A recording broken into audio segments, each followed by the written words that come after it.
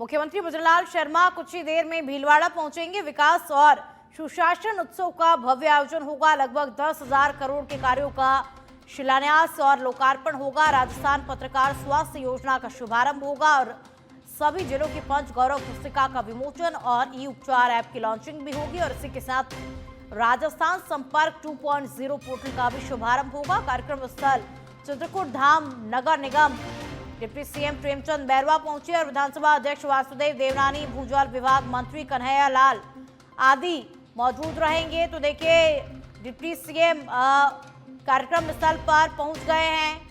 भूजल विभाग मंत्री कन्हैया लाल भी इस दौरान मौजूद रहेंगे।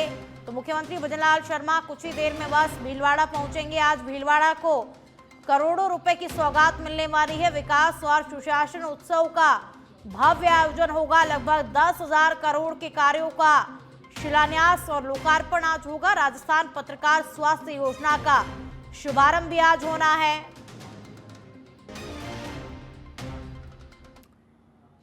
प्रभारी मंत्री जवाहर सिंह बेढम धौलपुर पहुंचे हैं। जिला कलेक्टर श्रीनिधि बीटी और एसपी सुमित मेहड़ा ने अगवानी की। नगर परिषद टाउन हॉल में विकास एवं सुशासन का आयोजन और जवाहर सिंह बेढम धौलपुर पहुंच गए हैं। जिला कलेक्टर श्रीनिधि बीटी और एसपी सुमित मेहड़ा ने उनकी अगवानी की। तो जवाहर सिंह बेढम धौलपुर दौरे पर हैं। नगर परिषद टाउन हॉल में विकास एवं सुशासन का कार्यक्रम का आयोजन किया गया है।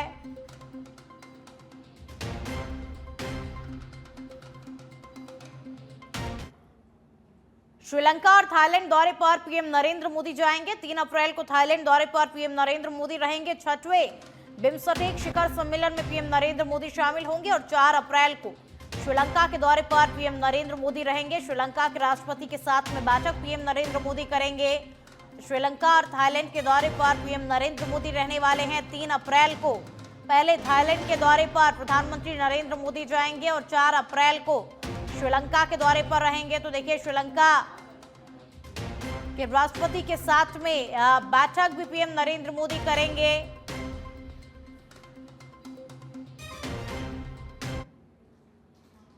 और चलिए अब जयपुर से खबर आपको बता देते हैं। अध्यापक भर्ती लेवल 2 में शैडो पोस्ट क्रिएट करने की मांग को लेकर के प्रेशर पॉलिटिक्स।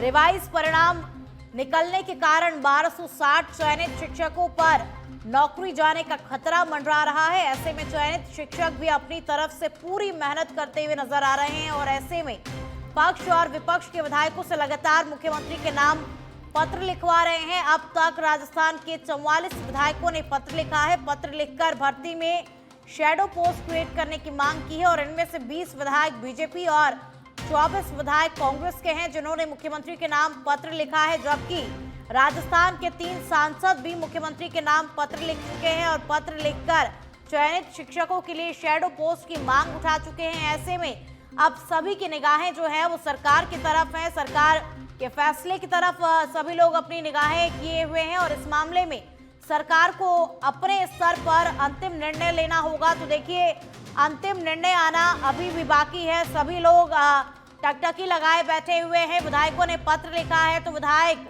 और शिक्षक जो है वो भी टकटकी लगाए बैठे हुए हैं कि अब सरकार इस मामले में क्या अंतिम निर्णय लेती है, क्योंकि अभी तक इस मामले में सरकार ने अंतिम निर्णय नहीं लिया है। मुख्यमंत्री को विधायकों के द्वारा पत्र तो लिखा गया है लेकिन अभी तक मुख्यमंत्री के द्वारा इसमें अंतिम निर्णय जो है वो नहीं लिया गया है।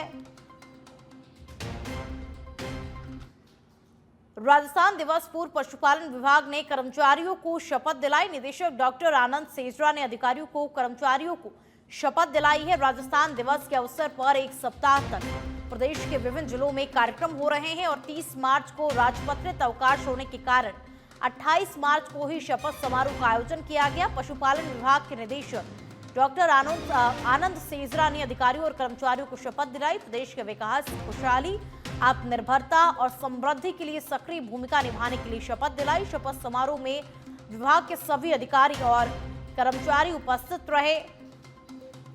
तो निदेशक डॉक्टर आनंद सेजरा ने शपथ दिलाई है। प्रदेश के विकास, खुशहाली, आत्मनिर्भरता और समृद्धि के लिए सक्रिय भूमिका निभाने के लिए शपथ दिलाई गई है।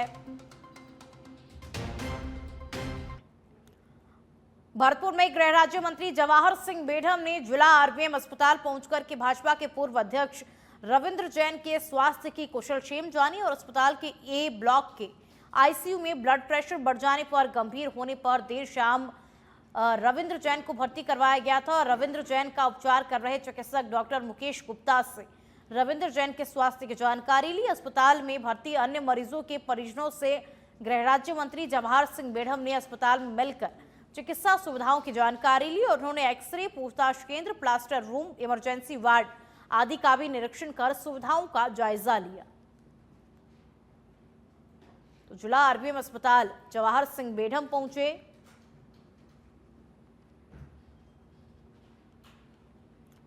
बीकानेर के खाजुवाला से खबर अब आपको बता दें, ईद और नवरात्रि को लेकर के सीएलजी की बैठक हुई है। डीवाईएसपी अमरजीत चावला की अध्यक्षता में बैठक हुई है। सीएलजी और शांति समिति सदस्य समेत सुरक्षा सखियों ने अपने सुझाव रखे और सुरक्षा व्यवस्था को बनाए रखने हेतु सभी ने अपने अपने सुझाव दिए। थानाधिकारी सुरेंद्र प्रजापति ने कहा कि बढ़ रहे नशे को लेकर के हमें सतर्क रहना होगा। युवा पीढ़ी को नशा जो है वो खत्म करने का काम कर रहा है और हमारी कोशिश नशा बेचने वालों के खिलाफ कार्रवाई जो हो वो ज्यादा से ज्यादा हो। थानाधिकारी ने बैठक में रोड सेफ्टी रूल्स की पालना करने की भी अपील की है।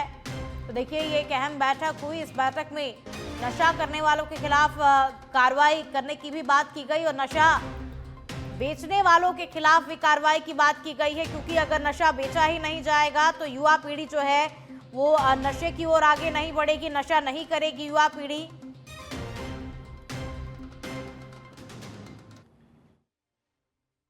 थाना पर आगामी दिनों में नवरात्र का त्यौहार भी आ रहा है और ईद भी आ रही है। इसको देखते हुए शांति समिति की, सीएलजी की और सुरक्षा समिति की मीटिंग थाना परिसर में रखी थी और इसको लेकर लोगों से सभी त्यौहार शांति से मनाने की अपील की है। और इसके अलावा लोगों ने सीएलजी मीटिंग में सुझाव भी दिया है कि कॉलेज के बाद सुरक्षा के लिए तो उसके लिए अलग से व्यवस्था करवा रहे हैं और लोगों से आजकल दुर्घटनाएं बहुत हो रही हैं, इसको लेकर भी। धौलपुर के सरमथुरा में चैत्र नवरात्रि शुरू होने से माता रानी के भक्तों का सैलाब निकलने लगा है। हाईवे पर माता रानी के भक्तों की खिदमत में उद्यमी, डॉक्टर, इंजीनियर सहित शिक्षक दिन रात जुटे हुए हैं। पदयात्रियों की सेवा के लिए जगह जगह पंडाल लगाए गए हैं। पदयात्रा शुरू होने के कारण हाईवे पर वाहनों की रफ्तार थम गई है। वहीं माता रानी की भक्ति में सरोवर श्रद्धालु झूमते गाते पदयात्रा कर रहे हैं और देवी मंदिरों में जनसैलाब उमड़ पड़ा है।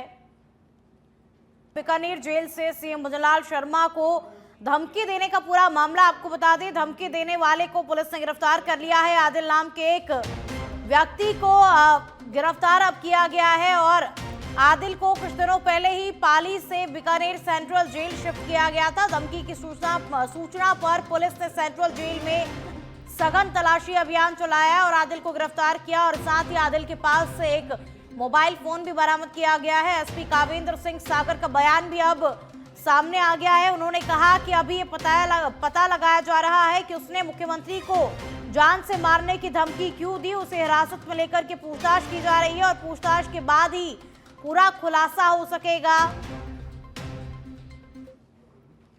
एक व्यक्ति ने कहा था कि मैं बीकानेर जेल से बोल रहा हूँ और उसे धमकी दी थी कि मैं सीएम साहब को मार दूंगा। तो उस फोन के आधार पर फिर हम लोगों ने यहाँ पे सर्च किया।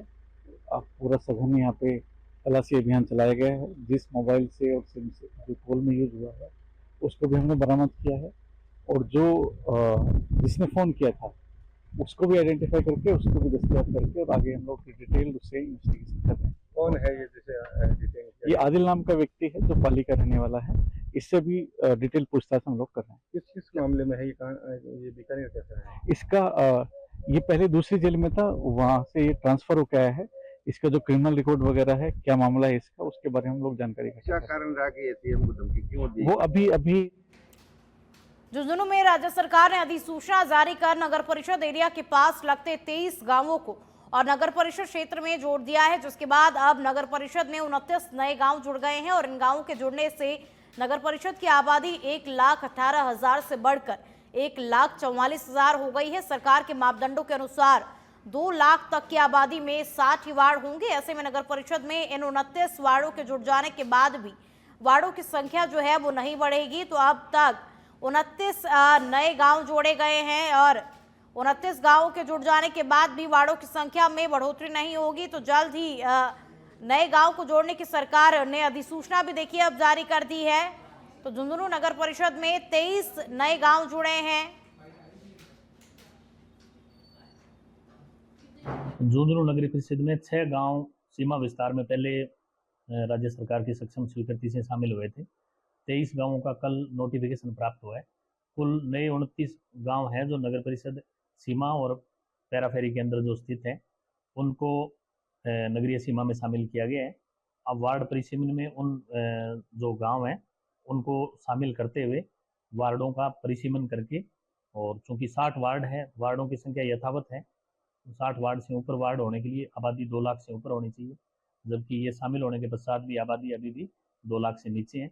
ऐसी स्थिति में 60 वार्डों के अंदर ही इनका सीमांकन किया जाकर वार्ड परिसीमन है वो प्रस्ताव कलेक्टर महोदय को भेजे जाने की कार्रवाई प्रक्रिया दी है। देखिए, शहरी क्षेत्र में शामिल होने के पश्चात जो पब्लिक को शहरी क्षेत्र में सुविधा होती है वो निश्चित रूप से इन गाँवों को आने वाले समय में मिलेगी। जिस तरह से शहर के वार्डों के अंदर जो शहरी क्षेत्र में विकास हो रहा है उसी पैरामीटर। धौलपुर जिले के गरबापुरा गांव में आपसी रंजिश को लेकर के दो पक्षों में विवाद हो गया और बात इतनी बढ़ गई कि झगड़े के दौरान एक पक्ष की ओर से फायरिंग कर दी गई और इसी दौरान गोली पास से खड़े 15 वर्षीय बालक को जाकर के लगी, जिसकी वजह से वो गंभीर रूप से घायल हो गया और घायल को जिला चिकित्सालय में भर्ती कराया गया है। वहीं पुलिस ने मामले को लेकर की कार्रवाई अब शुरू कर दी है। तो आपसी रंजिश के चलते दो पक्षों में विवाद हुआ और विवाद को लेकर के फायरिंग भी की गई। तो झगड़े के दौरान एक पक्ष ने फायरिंग की और गोली वहीं खड़े एक बालक को लग गई, जिसकी वजह से बालक जो है वो गंभीर रूप से घायल हो गया। तो बालक को लेकर के घर वाले आनन फानन में अस्पताल पहुंचे और पुलिस ने इस पूरे मामले को दर्ज कर लिया है और इस मामले पर पुलिस जो है वो अब गहनता के साथ में जांच पड़ताल कर रही है।